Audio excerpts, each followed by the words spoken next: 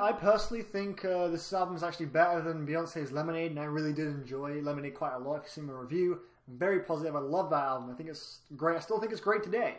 Maybe not as great as I did when I reviewed it, but I still think it's a really great album. I love it. But this new one from Solange, Beyonce's younger sister, I actually prefer a lot. Obviously, naturally, you're going to compare the two albums.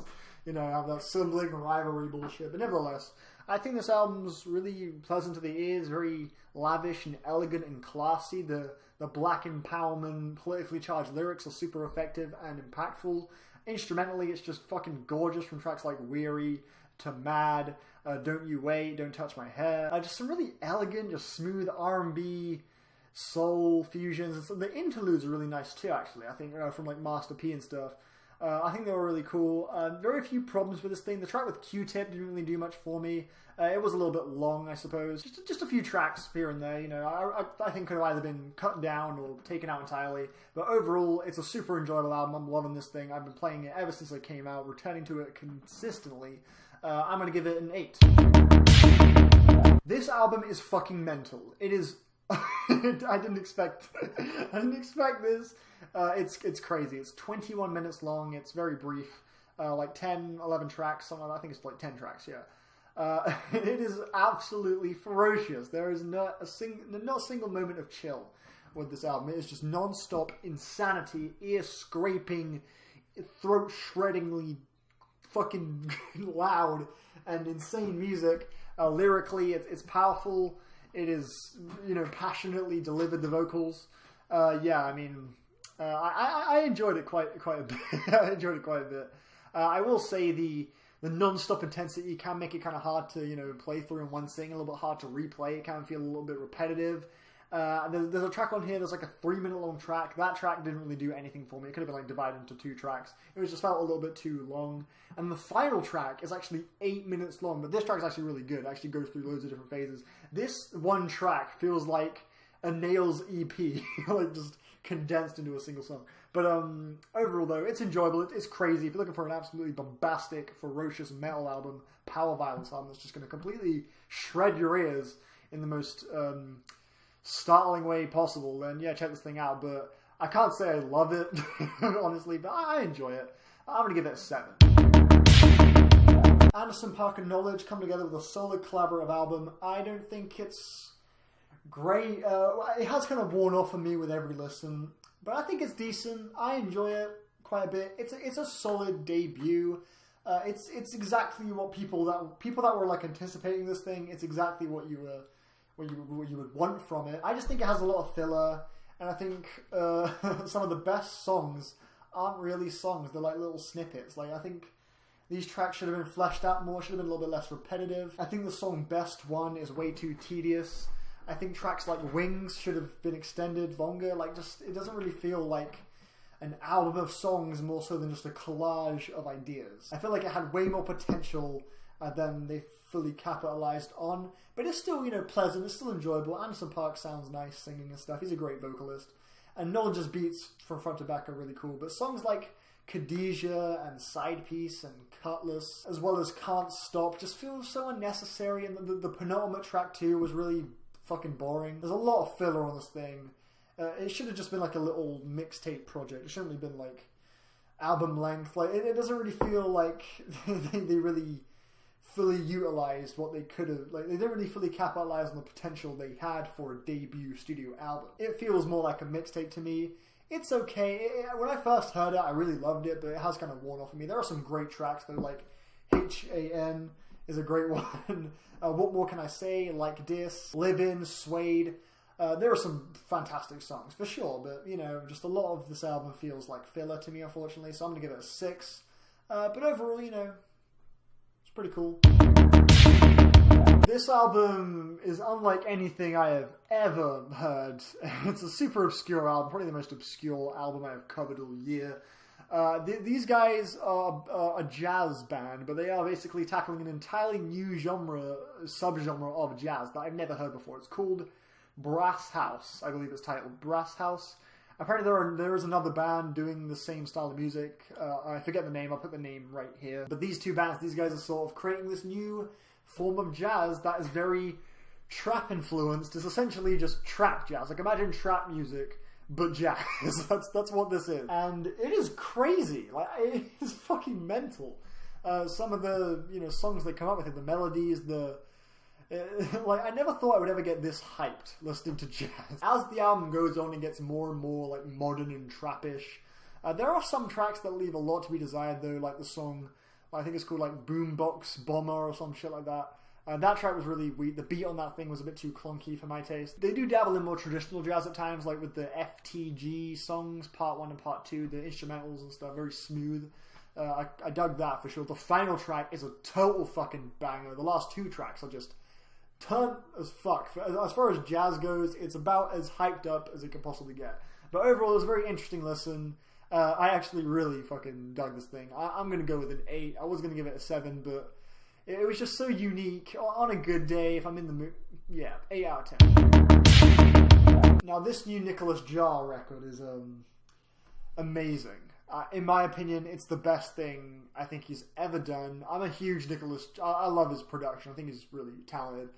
Spaces Only Noise is really cool. Pomegranates was pretty cool. But this new Sirens LP is amazing. I fucking love it. Like, I mean, I think a big complaint people are having with it is the vocals, how they don't really mesh too well with the the production. I thought the same thing at first, but with repeated listens, they really grew on me, and I thought they added an entirely new, an entirely different dynamic to this Sirens album than any of his previous works. It kind of gave it more character, I think the vocals did. And yeah, it's like 6 tracks long, it's 41 minutes, it's quite inconclusive. Like, by the time it's done, it doesn't really feel like it's really finished. It feels like there should be like one more track. It does feel a little bit unsatisfying by the end, which is my main issue with it. But the songs here, the production, the ideas he comes up with, it makes for an incredibly engaging and just transcending experience. The second this thing starts, I am just locked in and just transfixed to what I'm listening to from start to finish. No is an awesome song. 3 Sides of Nazareth could have been a little bit shorter, but still the bustling beat on this thing and the synth melody is very urgent and frantic. It sounds great. The song History Lesson has some lovely vocals on it from Nicolas Jaar. And I gotta say something, man. I gotta make a little announcement. The opening track on this fucking album, Killing Time, is my favorite song of the year, hands down. Like, there's no debate. No, it's one of my favorite. No, it is my #1 favorite song of the year. Like, just listen to it. It is just the second it starts, I am just engulfed in this track. It's fucking beautiful. It's 11 minutes long and it is a real journey. To me, I just love this fucking track. But yeah, just listen to it. However, it is a bit inconclusive. I think some tracks just overstay their welcome a little bit, even though it is very short. Some tracks could have been cut down by like a minute or so, like No and 3 Sides of Nazareth. Overall, I'm going to give this one an 8 too, but I still think it's really awesome and definitely worth a listen. This is my favorite metal album of the year, no debate. These guys, man, Dillinger Escape Plan, they are amazing. These dudes are brilliant. I've always, I enjoy a lot of their material. Like, I think Calculating Infinity, IR Works, and Option Paralysis, and One of Us is the Killer, all are quality albums, but I think none of them are great. I wouldn't call any of them, like, fantastic. I like all of them, but I don't love any of them. Dissociation is the first one that I really love. Like, this one is fucking amazing. They could not have gone out on a better note. This is their final album. They are broken up now, unfortunately. This is their swan song, and they went out with a total bang. This album is it's fucking amazing. The disorienting, dizzying riffs are back. This thing is ferocious as they've ever been. The hooks are incredible on songs like Limerent Death and Manufacturing Discontent. The song Surrogate is one of my favorites of the year. That I think it's like a minute and a half into the track. That breakdown is fucking crazy. One of my favorite moments in music of 2016 for sure. A fucking Honeysuckle. That riff is so intense. And the song Fugue, that whole like IDM thing, I thought that sounded amazing. It was a bit out of place. Like, maybe they should have had like another track later on that was also like this, because it just sticks out like quite a lot. Just having the only like one track that's like an IDM metal fusion thing just in the middle of your metal, it just sticks out quite a bit. The song Low Fields Boulevard, I love that, like, what's it, that kind of psych rock thing they got going on. It kind of reminds me of Santana a little bit. And the final 2 tracks are fucking amazing. Like, Jesus fuck. This album is incredible. I have so few issues with it. The only issue I have is with the song Apologies Not Included. This track just kind of felt just sort of underwhelming. Like, just easily the most unambitious, bland track in the album, in my opinion. But if that track was just taken out, like, this album would just be perfect. But that's the only real issue. I fucking adore, like, every track on this thing. I think it's incredible. I'm going to give it a 9. One of my favorites of the year. Easily my favorite metal album of the year. And the final track, given the whole context of them breaking up, if that track does not give you chills, I'm really happy I checked this thing out, man. This thing was going to slip by for me, but I did decide to give it a listen. I've never listened to her music before, but I loved this thing. I thought it was a beautiful listen. Her vocals are just incredible in this thing. They're very, like, kind of extravagant and wondrous and cool. My favorite track, I love the song The Trapper and the Furrier. That song is fucking amazing. Interesting lyrical subjects all over this thing, like on the song Sellers of Flowers. She's talking about how, like, when you buy flowers, like, who is the winner in that scenario? And just kind of going through, it's not the buyer who's the winner, it's not the flowers who's the winner.